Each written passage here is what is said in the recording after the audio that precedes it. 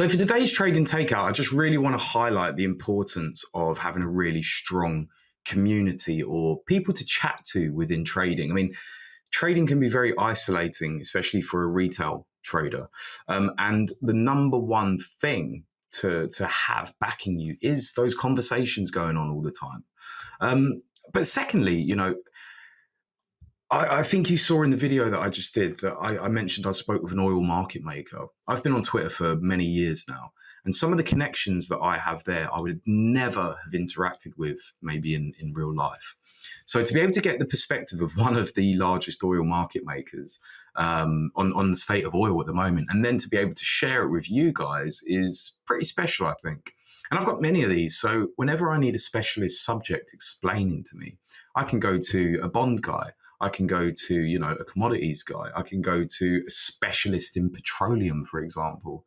Like, it's so important to build these connections because they do really, really enjoy having them asked about their views and being able to share their experiences. So make sure you always try and be part of an online trading community or group with people that are smarter than you is probably the number one tip here.